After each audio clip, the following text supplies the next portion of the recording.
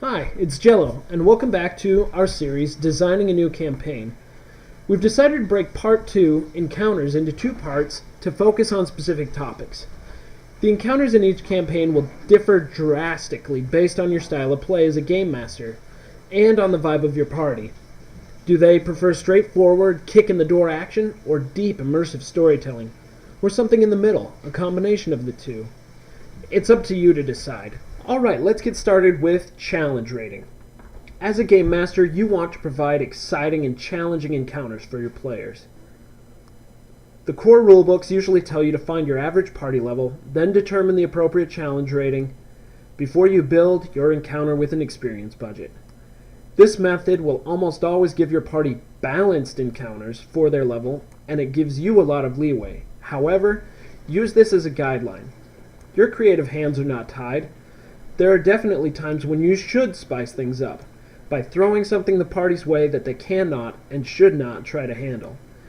Give them a reason to grow stronger, to defeat the villain, and a reason to hesitate kicking in the door without thinking.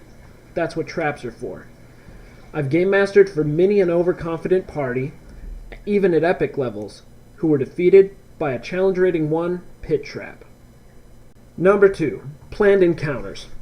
Ideally, you will have put the most thought and planning into these. These will be your significant character moments. Have your adventurers finally hounded the dragon into his lair? Or confronted that evil cult? These are the moments you have hopefully built up excitement and tension for, and your players will expect them to be just as epic as they imagined. So put some thought into it. Single versus multiple, one big boss, or an army of minions. Why not both? Honestly, after more than 20 years as a game and dungeon master, I've tried it both ways, and the answer is, it depends. On the party, the campaign, and how you feel that day.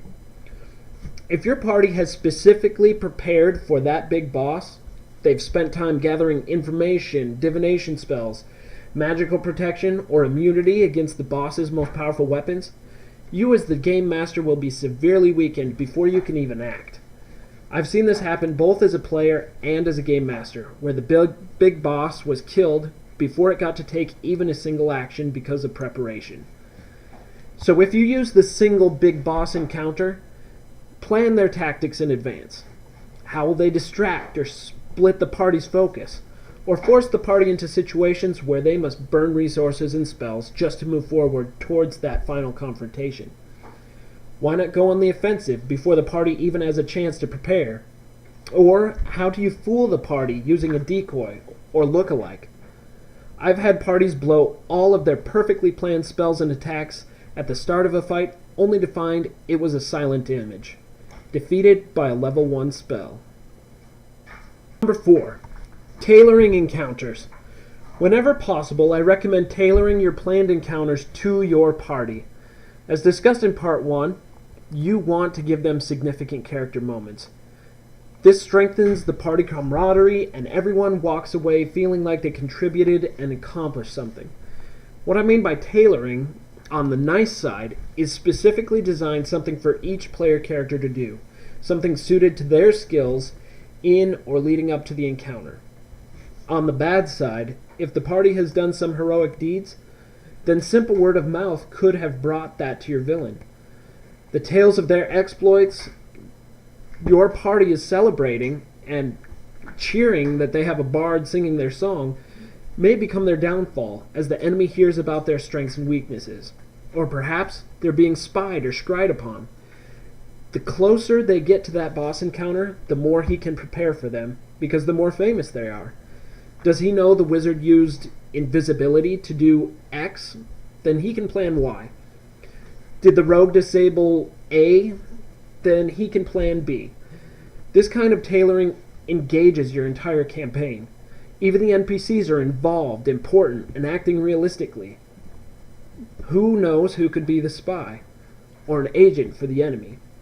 It's silly to have your enemies, especially your big boss, just sit around and wait for the PCs to arrive without ruffling a feather while their lair, empire, or organization is destroyed. Finally, a word about challenge. Close calls and a true feeling of danger make your sessions memorable. This does not mean you should aim for a total party kill every time, but let them test their mettle and make mistakes. Stupidity should be punished, but constant failure isn't very fun. Be aware of this, and remember, you're the game master. You have the power to tweak difficulty on the spot to fit the circumstances. Use it.